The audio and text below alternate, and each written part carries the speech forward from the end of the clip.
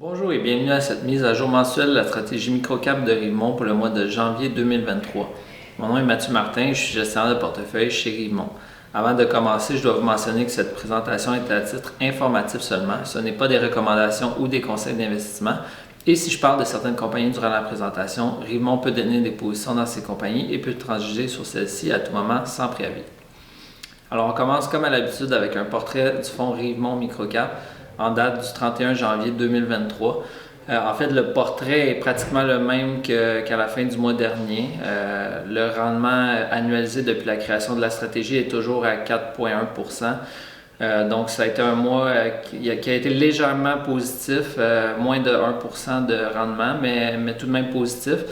Et sinon, le seul autre changement majeur, c'est au niveau de la concentration dans les 5 plus importantes positions qui a augmenté de 52 à 54%. Et c'est dû à des mouvements dans le prix de nos titres, donc les plus importantes positions qui ont pris de la valeur comparativement au reste du portefeuille. On n'a pas transigé sur ces positions-là durant le mois. Au niveau de la stratégie d'investissement, ça a été un mois assez occupé.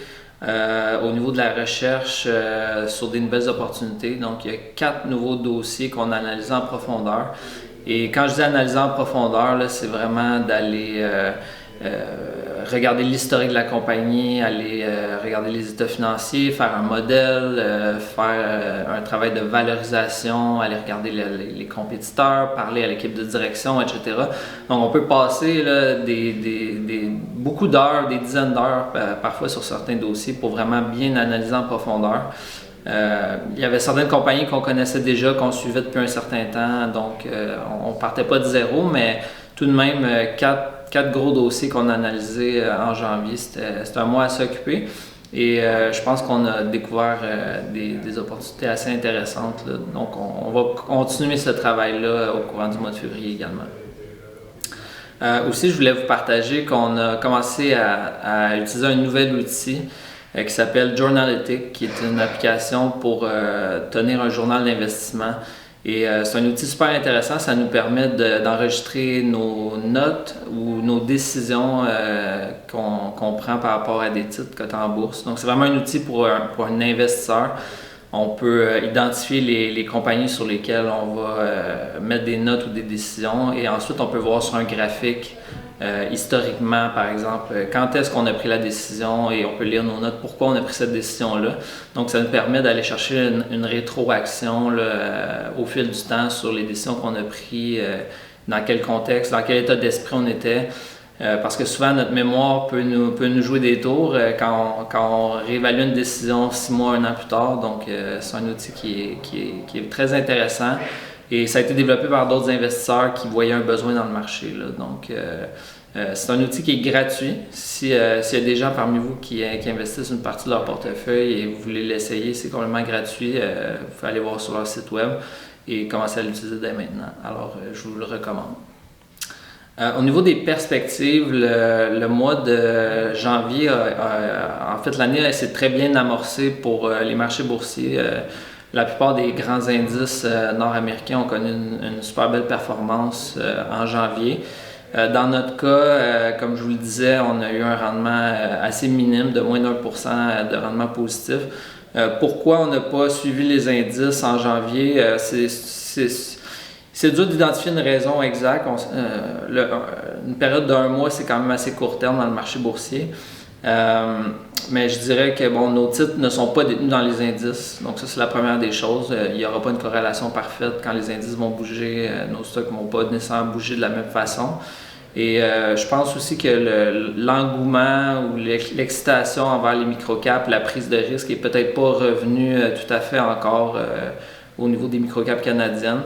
Mais si la tendance haussière qui a été amorcée en janvier continue de se maintenir, je pense qu'éventuellement notre portefeuille va suivre cette tendance-là. Donc, je ne suis vraiment pas inquiet à ce niveau-là, surtout avec la composition du portefeuille qu'on a actuellement, des compagnies en croissance de qualité qui sont à des valorisations intéressantes.